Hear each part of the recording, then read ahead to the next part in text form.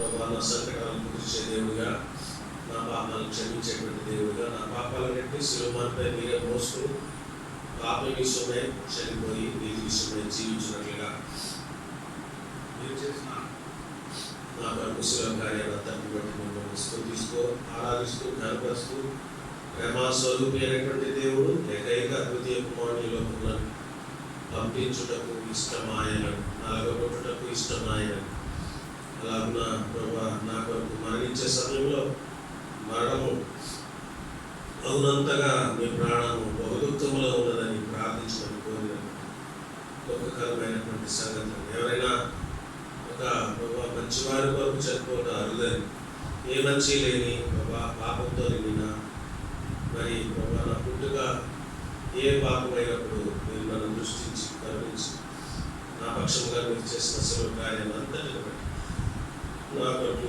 మీరు ప్రాణాన్ని అర్పించినటువంటి నా కొరకు మీరు చేసిన ప్రభా ప్రతి కార్యాన్ని బట్టి మమ్మల్ని స్తుతిస్తూ అత్యంత రక్షణ బట్టి కొద్ది స్తుతి ఆరాధన యేసుక్రీస్తు వారి అతి పరిశుద్ధ నామములో సమర్పించుకుంటున్నాం తండ్రి. లేచి నిలబడి పాట పాడుకుంటాము.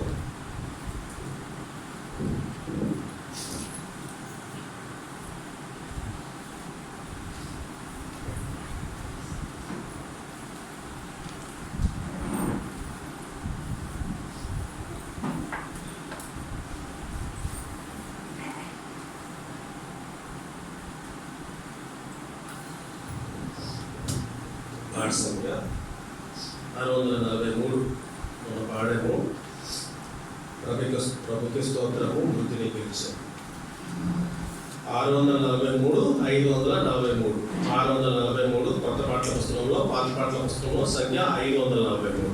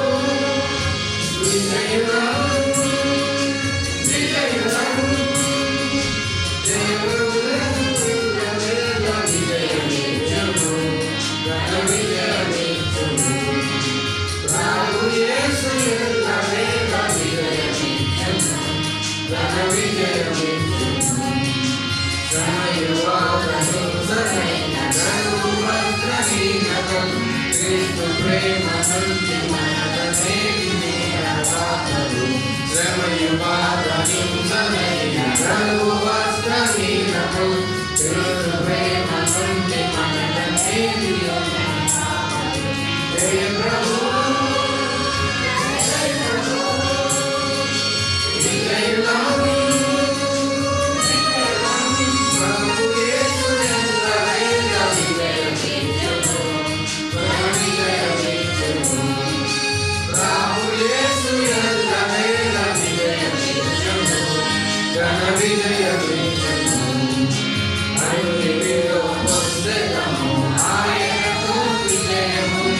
అధిక విజయమందెదం ప్రేమించు క్రీస్తు ద్వారానే అన్నిటిలో పొందెదము ఆయన జయము అధిక విజయమందెదం ప్రేమించు క్రీస్తు ద్వారానే జయ ప్రభు జయ ప్రభు విజయం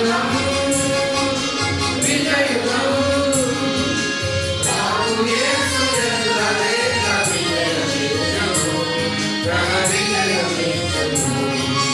ప్రభు యేసు ఎల్లవే విజయమిచ్చును జయము పొందు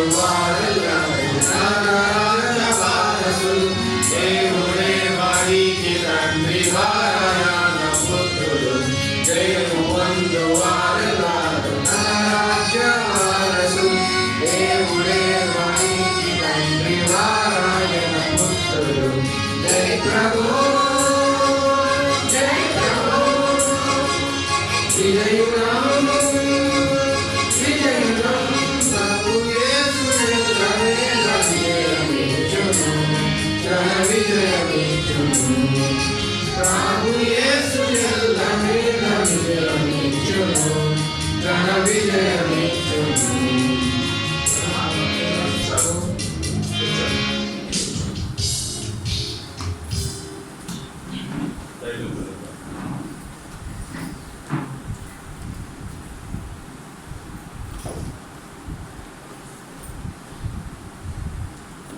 పట్టింప శ్రేష్ఠ గ్రంథము Bible.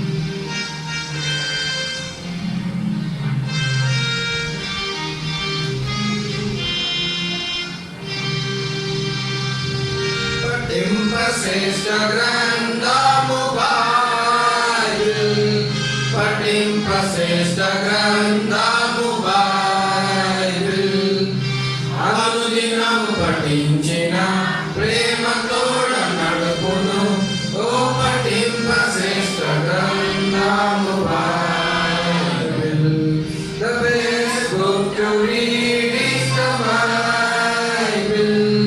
The best book to read is the Bible. If you read it every day, it will help you on the way. Oh, the best book to read is the Bible. दुनिया में सबसे प्यारे पुस्तक Bible. दुनिया में सबसे प्यारे पुस्तक बाइबल. पढ़े जो उसका रोज बरोज सामने का कोई न हो.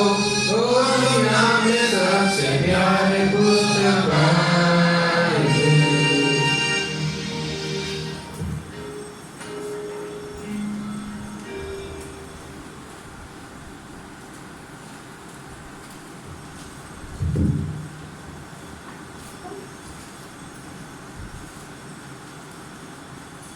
ఒకసారి దర్శించుకోవడానికి మీకు తెలుసు చాలా తక్కువ సమయం మనం కలిగి ఉన్నాం. కరోనా పరిస్థితులను బట్టి మళ్ళా కరోనా వైరస్ విజృంభించేటువంటి సంగతుల్లో ఆరాధన సమయం కానీ ఆరాధన వర్తమానం కానీ అలాగే ఆరాధన చేసేటువంటి సమయము బల్ల వర్తమానము బల్ల పొందేటువంటి సమయం కూడా కుదించుకోవాల్సి వస్తుంది. కాబట్టి మనము అది గంధంలోకి తీసుకుని మన మనసు కేంద్రీకరించి కూర్చునేది కేవలము 2.5 గంటలు మాత్రమే. కాబట్టి మనము ఆ సమయాన్ని సరిగా సద్వినియోగం చేసుకునే విధంగా మనం ఈరోజు బలలో పాల్పొందడానికి యోగ్యమైన రీతిలో పాల్పొందడానికి వీలుగా మన పరీక్ష నిమిత్తము 1 కొరింథీ 11:25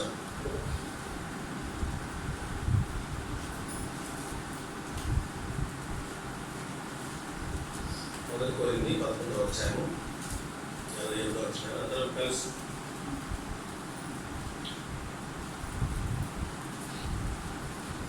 అందరం కలిసి కాబట్టి ప్రతి మనుషులు తను పరీక్షించుకోవడం అలా చేసి ఆడటానికి ఆ పాత్ర నుండి రావాలి. మరి భాగము కీర్తన గ్రంథం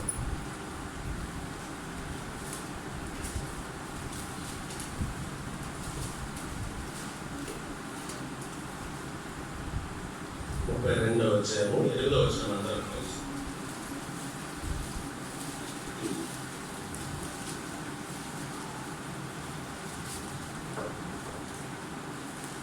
కీర్తన గ్రంథం 32వ అధ్యాయము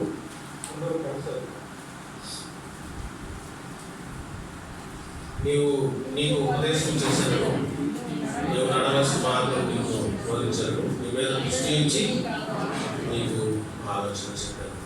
ప్రభు సహాయం కొరకు చిన్న ప్రార్థన చేస్తున్నాను.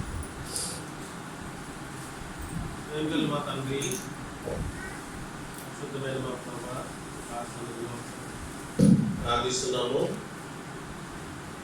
వరకు సహాయపడ్డాను, అన్ని పరిచయంలో తోడై ఉన్నారు. మీకు వందనాలు. ఈ దినంలో రాగలిగిన వారు అందరూ వచ్చారు. ప్రభు ఆరాధించులో సహాయపడ్డారు, పాటల్లో సహాయపడ్డారు, సండే స్కూల్ పరిచయంలో సహాయపడ్డారు. మళ్ళా మీ సన్నిధిలో ప్రార్థిస్తున్నాము. మీరు అనుగ్రహించిన లేఖన భాగాన్ని బట్టి మీకు వందనాలు. ఏది మీ ఆలోచన ఉన్నదో మా మాటలు, నా జ్ఞానము నా తెలివితేటలు, నా చదువు అంతటిని మరుగుపరిచి సంపూర్తిగా ఖాళీ చేసి విసిరొచ్చాటున్నాం. నన్ను భద్రపరిచి ప్రభావ మీరే మీ ఆత్మతో నింపి మీ వర్తమానం నాకందరికీ దయచేయమని, ఆ రీతిగా యోగ్యమైన రీతిలో బలలో పాల్గొనడానికి సహాయం చేయండి. యేసుక్రీస్తు వారి అతి పరిశుద్ధ నామమున ప్రార్థించి వేడుకుంటున్నాం తండ్రి.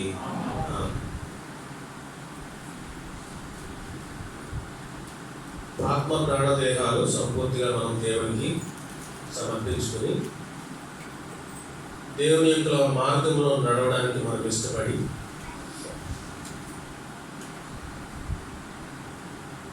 దేవుడు అనుగ్రహించినటువంటి మేలు పొందాలనేటువంటి ఉద్దేశంతో దేవుడు మన ఎడల ఒక సంకల్పాన్ని కలిగి ఉన్నాడు. మనం చదువుకున్నటువంటి భాగము దేవుడు మనతో చెప్పేటువంటి మాట, నీకు ఉపదేశము చేసేదను, నీవు నడవలసిన మార్గమును నీకు బోధించదను, నీ మీద దృష్టి ఉంచి నీకు ఆలోచన చెప్పేదను. కాబట్టి ఏ సంగతుల గురించి మనం చింతించవలసినటువంటి అవసరం లేదు. ఇది ఎలాగా అది ఎలాగా మీరు గమనించారా? ఐగుప్తు దేశంలో నుండి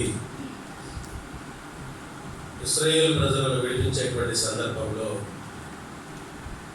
మోషే అహరోను చేసేటువంటి ఆశ్చర్య కార్యాలు అన్నిటినీ కాదు కొన్నిటిని శకునగాండ్రు కూడా చేస్తూ వచ్చారు.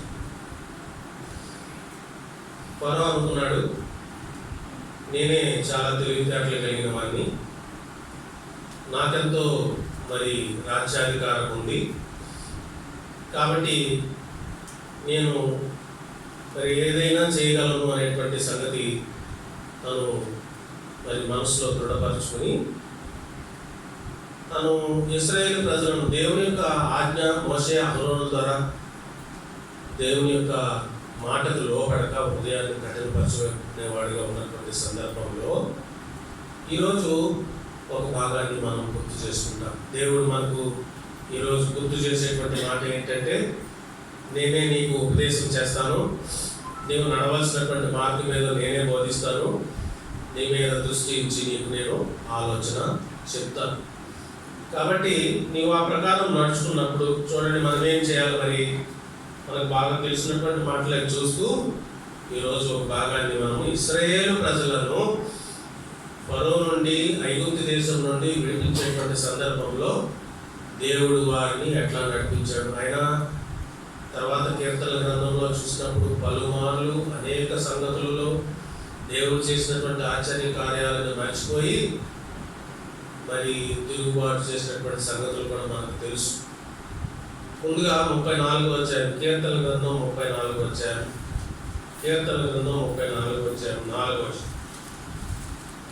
నేను యెహోవా యొద్ద విచారణ చేయగా, దేవుడు మరి ఎప్పుడైతే మనం సంపూర్తిగా ఆయనకు మనం అప్పగించుకుంటామో, దేవుడు మనకు ఉపదేశం చేసి మనము నడవలసినటువంటి మార్గం ఆయన మనకు బోధించి మన మీద దృష్టి ఉంచి ఆలోచన చెప్పి, ఎప్పుడది యెహోవా యొద్ద విచారణ చేయగా ఆయన నాకు ఉత్తరం ఇచ్చాను, నాకు కలిగిన భయములన్నింటిలో నుండి ఆయన నన్ను తప్పించాను. వారు ఆయన తట్టు చూడగా వారికి వెలుగు కలిగాను, వారి ముఖములు ఎన్నడూ నచ్చకపోవును. అట్లాగే మరి ఒక భాగము సామెతల గ్రంథంలో మనం చూస్తాము. సామెతల గ్రంథము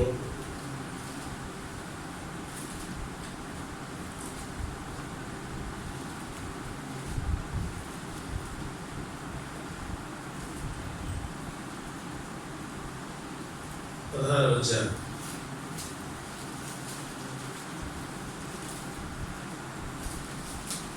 అనేక సంగతులు మనం కలిగి ఉంటాం, అనేక ఉద్దేశాలు మనం కలిగి ఉంటాం, అనేక సందర్భాల కొరకు మనం వేగపడే వారిగా ఉంటాం. 16 అధ్యాయము 3వ వచనంలో నీ పనుల భారము యెహోవా మీద నుంచుము, అప్పుడు నీ ఉద్దేశములు సఫలమగును. ఇక్కడ మనం చూసినప్పుడు ఆయన మనకు బోధించేవాడిగా ఉన్నాడు, ఆయన మనల్ని దృష్టించేవాడిగా ఉన్నాడు, ఆయన మనం ఏ మార్గంలో నడవాలో సూచించేవాడిగా ఉన్నాడు అని గత వారాల్లో కూడా మనం కొన్ని సందర్భాలు మనం చూసాం. అట్లా మనం ఎప్పుడైతే యెహోవా యొద్ద ఆయన చిత్తము కొరకు విచారణ చేసేవారిగా, ఆయన చిత్తము కొరకు మనం ప్రార్థించేవారిగా మనం ఉంటామో, ఎప్పుడు కూడా వారి ముఖములు ఎన్నడూను లజ్జింపకపోవును. చిన్న సంగతి మనం ఈరోజు గుర్తు చేసుకుంటాం. నిర్గమాకాండము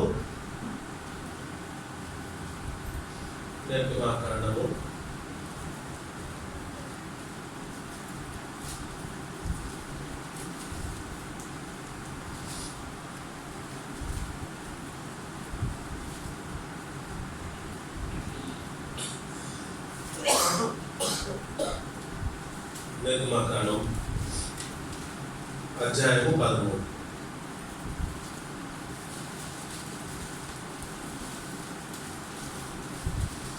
చివరికి దేవుని యొక్క ఉగ్రతకు, దేవుని యొక్క కోపానికి, దేవుడు ఫరో ఎదుట మోషే అహరోను ద్వారా చేసినటువంటి మరి కొన్ని సంగతులను బట్టి ఎట్టికాలకు ఫరో ఇశ్రాయేలు ప్రజలను పోనించాడు.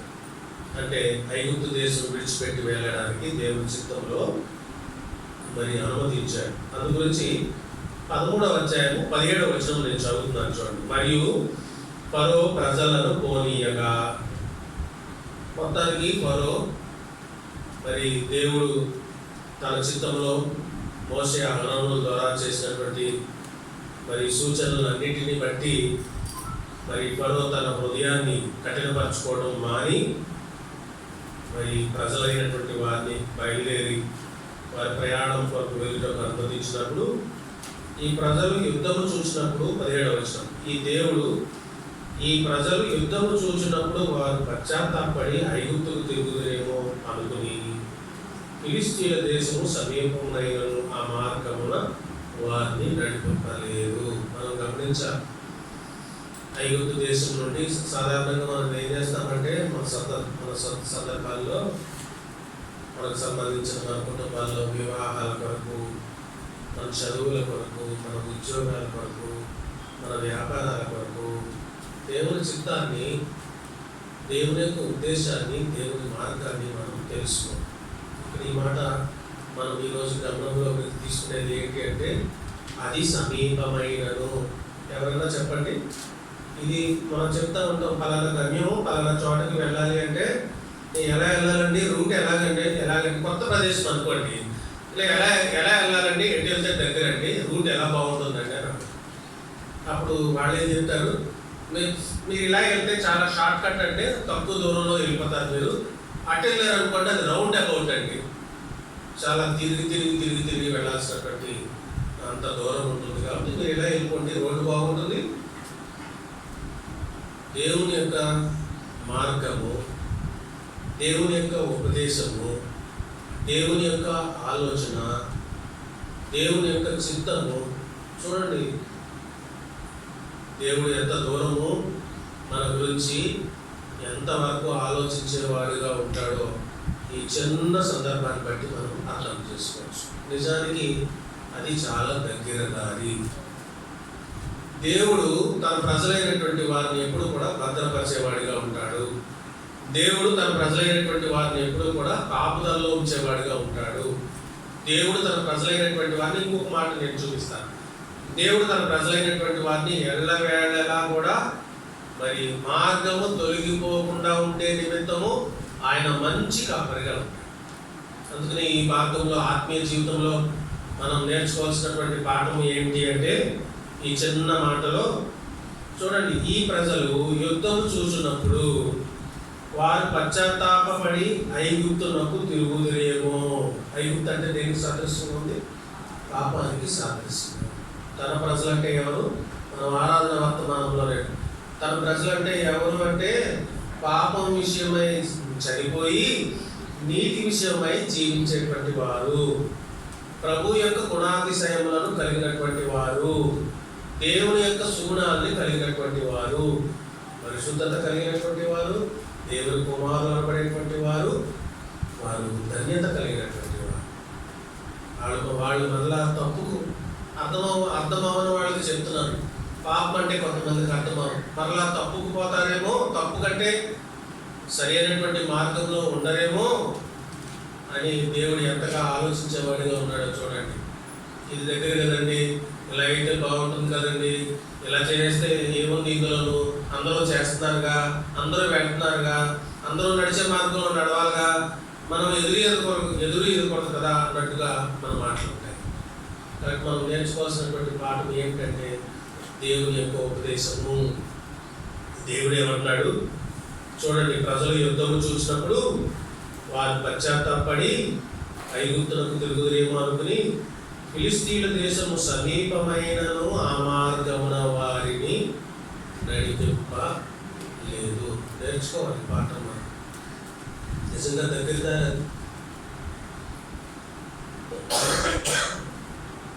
ఎదురుగా ఉండేటువంటి సంగతులను చూసి మనం బలహీనం అయిపోకూడదని దేవుడు కొన్నిసార్లు మనల్ని దూరంగా చుట్టూతా తిరిగి వెళ్ళాల్సినటువంటి మార్గమైన కష్టమైనప్పటికీ కూడా ఆ మార్గం కూడా నడిపించేటువంటి దేవుడు ఎన్నడూ విడిచిపెట్టాడు.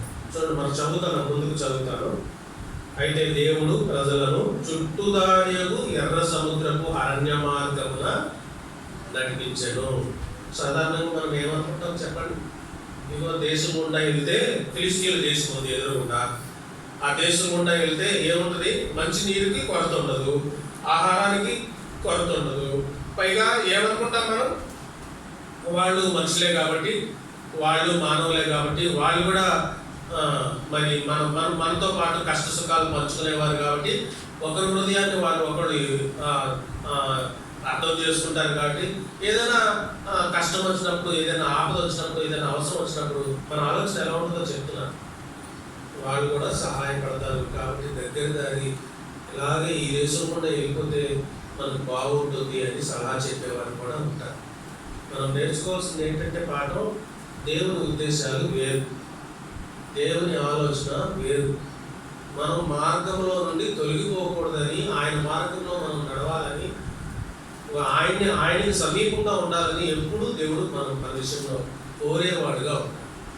ఈ సంగతిలో మనం నేర్చుకునేటువంటి పాఠము అందుకనే దేవుడు ముందుగానే చెప్పాడు, లోబడతామా నష్టాన్ని మనం పొందాము, లోబడమా నష్టాన్ని పొందేవారిగా ఉన్నాం. చివరికి వాగ్దానం ఇచ్చాడు దేవుడు, వదిలిపెట్టలా.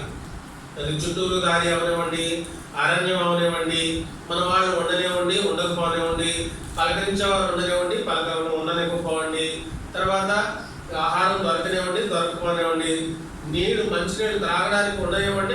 అరణ్యం అంటే ఎలా ఉంటుందో మీకు తెలుసు కదా, ఎడారి ప్రదేశం ఎలా ఉంటుందో మీకు తెలుసు కదా, మనందరికీ తెలుసు కదా. దూర దారి అయినప్పటికీ మనం గ్రహించాలి, దేవుని యొక్క ఏర్పాటును మనం అర్థం చేసుకునే వారిగా ఉండాలి, దేవుని యొక్క చిత్తాన్ని మనం ఎరిగే వారిగా ఉండాలి. ఇది చాలాసార్లు కొన్ని అవివేకమైన, మనం క్రైస్తవులుగా కొన్ని అవివేకమైనటువంటి పనులు చేయటం వల్ల చివరికి జీవితాంతం దుఃఖించేవారిగా ఉంటుంది. చిన్న చిన్న పొరపాటు, మాట లోపడక, దేవుని చిత్తాన్ని తెలుసుకోక, దేవుని సన్నిధిలో ప్రార్థించక, మన సొంతంలో మన ఆలోచనలో ఇదేదో మనకి లాభదాయకంగా ఉంటుందని, ఇదేదో మనకు ప్రయోజనకరమన్నా ఈ క్యాలెండర్ దగ్గరికి వెళ్ళా. నాకు ఏదో ఒక సందిగ్ధంలో ఉన్నాను. మీరు చదువుకుంటాను, నేను ఆ రోజు మీరు కూడా చదువుకుంటారు, కానీ నేను ఆ వచనాన్ని యెషయా గ్రంథంలో ఉందని 4 రోజుల క్రితం మాట్లాడుతున్నాను. క్యాలెండర్ దగ్గరికి వెళ్తే ఖచ్చితంగా మీరు చాలాసార్లు ఈ మాట నేను మీకు చెప్పాను. దేవుడు తన వాక్యంతో ఆ క్యాలెండరు హెబ్రోన్లో, మన క్యాలెండరు ఎంత ప్రార్థనాపూర్వకంగా ఆ క్యాలెండర్ భక్సింగ్ గారు బయటకు తీసుకొచ్చారనే సంగతి, ప్రపంచమంతా ఒక క్యాలెండరే ఉంటుంది. అంటే ఇప్పుడు ఏదో పరిస్థితులకు తేడా వచ్చి 1, 2, 3 క్యాలెండర్లు, 4 క్యాలెండర్లు అయ్యే, దాన్ని నేను పరిగణలోకి తీసుకోవట్లేదు. కానీ నేను చెప్పే మాట, భక్సింగ్ గారు ప్రపంచం అన్ని ఖండాల్లో ఈ ఒక్క క్యాలెండర్, మీరు అమెరికా వెళ్ళండి, ఈ ఒక్క క్యాలెండరే ఉంటుంది. కాబట్టి క్యాలెండర్లో అంటే అంత ప్రార్థనాపూర్వకంగా వెళ్తే, యెహోవా నేను నీకు సెలవిచ్చినది ఏమనగా, నీకు ప్రయోజనం కలుగునట్లుగా నేను నీకు ఆలోచన, అంటే నేను కొంచెం ఏమైనా మార్పు చేస్తాను, నా హృదయాన్ని హత్తుకునే విధంగా ఒక పని నిమిత్తం వెళ్తున్నాను, అందులో ఎట్లాగా ఏంటి అనేది ఒక ఆలోచన ఏంటి అనుకుంటా వెళ్తే, యెహోవా నేను నీకు సెలవిచ్చినది ఏమనగా, నేను నీకు ప్రయోజనం కలుగునట్లుగా నేను నీకు ఆలోచన చెప్పాను. అలాంటి మాట చదివాను. సరే, అది ఏది వచనమైనప్పటికీ కూడా ఆయన ఆలోచన కొరకు మనం కనిపెట్టుకోకపోతే, ఆయన మార్గం కొరకు మనం కనిపెట్టుకోకపోతే, ఆయన చిత్తం కొరకు మనం అది కొన్నిసార్లు నేను అదే చెప్తున్నాను. ఈ ఫిలిస్తీన్ల దేశం చాలా సమీపంగా ఉంది. బహుశా అప్పటికి ఇంకా సరళం ప్రారంభించలేదేమో కానీ ఆ మాట ఇక్కడ లేదు. కానీ ప్రతిదానికి ఇశ్రాయేలు ప్రజలంటే దేవుడి ప్రజలైనటువంటి వారు సరుగుతూనే ఉన్నారు. ఇదేంటి ఇలా ఉందేంటి, అక్కడే బాగుంది కదా అంటూనే ఉన్నారు.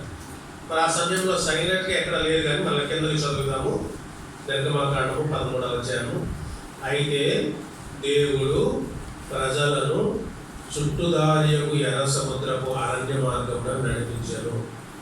ఇశ్రాయేలీయులు యుద్ధ సన్నద్ధులై ఐగుప్తులో నుండి వచ్చింది. మరియు మోషే యోసేపు ఎముకలను తీసుకుని వచ్చాను. అతడు దేవుడు నిత్యముగా దర్శనమిచ్చును. అప్పుడు మీరు నా ఎముకలను ఇక్కడ నుండి తీసుకొని పోవాలని ఇశ్రాయేలు చేత రూఢిగా ప్రమాణం చేయించుకుని ఉండను. వారు సుక్కోతు నుండి ప్రయాణమైపోయి అరణ్యము దగ్గర ఉన్న యాతాములో దిగిరి. దేవుడు మర్చేవాడు కాదు, దేవుడు విడిచిపెట్టేవాడు కాదు. చివరి వాగ్దానం చదువుతున్నాం. మరి మనం ఏదో ఏంటి ఇలా వచ్చింది, మనం అనుకున్నది ఒకటైతే ఇలా జరిగింది ఏంటి అని కొన్ని సందర్భాలు నడవలేకపోతే, నిజంగా వాళ్ళు నడవాలి. ఆ రోజుల్లో ఏ విధమైనటువంటి రవాణా సౌకర్యం లేదు. మరి మీరు ఆలోచించండి, దేశము అంటే, ఒక నగరము అంటే, ఒక గ్రామం అంటే కావాల్సిన రోడ్లు చక్కగా ఉంటాయి. ఒక రోడ్లు పక్కాగా అప్పటికి ఇంకా వేయలేదు అనుకోండి, నడిచే మార్గం చక్కగా. మరి ఇప్పుడు వీళ్ళకి ఆలోచన వచ్చి ఉండొచ్చు ఏమనంటే, ఇదేంటిది ఇట్లా చుట్టూరు తిరిగి వెళ్ళాలంటే ఇన్ని మైళ్ళు, ఇన్ని కిలోమీటర్లు తేడా వస్తుంది. మన కాళ్ళు ఏమో నడవలేక ఎంతో బలహీనం అయిపోతున్నాయి, నీరసం అయిపోతున్నాం. ఒకవేళ మనసులో మనకు అలాంటి ఆలోచన, దేవుని మార్గాలు, దేవుని తలంపులు, దేవుని ఆలోచనలు, దేవుని చిత్తము ఎప్పుడు కూడా భిన్నంగా ఉంటాయి. అది తెలుసుకోవడం కోసమే దేవుడు వాగ్దానం ఇచ్చేటప్పుడు ఏం చేస్తాడంట, వారు పగలు రాత్రియు 21వ వచనం ప్రయాణము చేయునట్లుగా యెహోవా త్రోవలో వారిని నడిపించుటకై పగటి వేళ మేఘస్తంభంలోను వారికి వెలిగించుటకై రాత్రి వేళ అగ్నిస్తంభంలో నుండి వారికి ముందుగా నడుచుచు వచ్చాను. మన మార్గాన్ని, మన ఆలోచనను, మన ఉద్దేశాన్ని దేవుడికి ఎప్పుడైతే అప్పగించుకుంటామో దేవుడు అప్పుడు మరి తప్పనిసరిగా ఈ వాగ్దానం మన పక్షంగా నెరవేరుస్తాడు. చూడండి, యెహోవా దేవుడు ముందు నడుస్తూ వచ్చాడు. ప్రయాణం చేయనట్లుగా యెహోవా త్రోవలో వారిని నడిపించుటకై పగటి వేళ మేఘస్తంభంలోను వారికి వెలిగించుటకై రాత్రి వేళ అగ్నిస్తంభంలోను ఉండి వారికి ముందుగా నడుచుచు వచ్చాను. ఆయన పగటి వేళ మేఘస్తంభంనైనను రాత్రి వేళ అగ్నిస్తంభంనైనను ప్రజల ఎదుట నుండి తొలగింపలేదు. మనకు అర్థమై ఉంటుంది ఈ మాట ముగింపులో. దేవుని చిత్తానికి మనము అప్పగించుకున్నట్టయితే అది దూరమైన భారమైన, అందుకనే దేవుడు ఏమంటున్నాడు, నా దగ్గరకు వచ్చి సామెతల గ్రంథం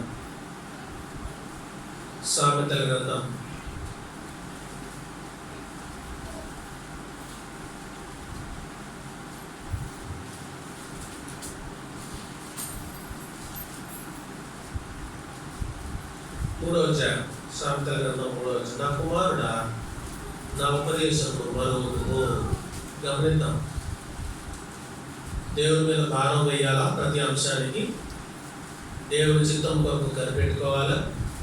అది దూరమైన భారమైన మరి ఆ సంగతులన్నీ ప్రభువుకి మనం అప్పగించుకుని మరి ప్రభు మనకు ఆజ్ఞయించినట్లుగా కూర్చోండి, ముందు కూర్చోండి.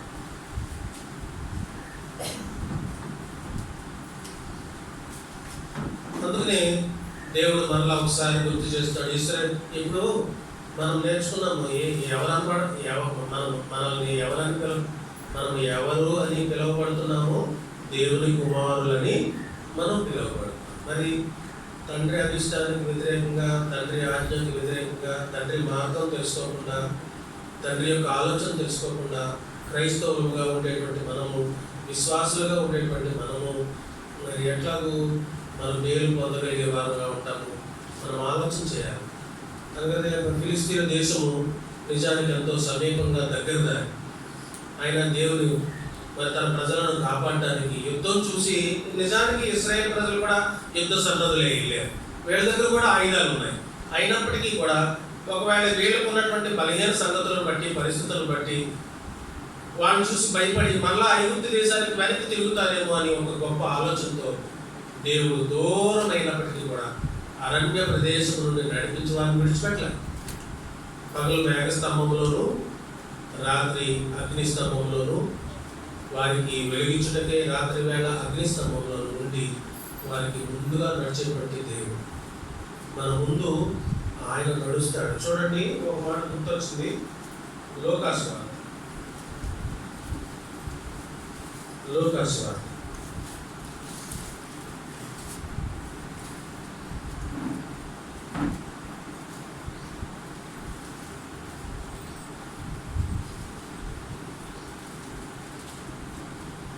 యేసు తానే దగ్గరకు వచ్చి వారితో కూడా నడిచాడు. 24వ అధ్యాయం 13వ వచనం నుండి చదువుతున్నాను. ఇదిగో ఆది 24వ అధ్యాయం లోకాసువార్త 13వ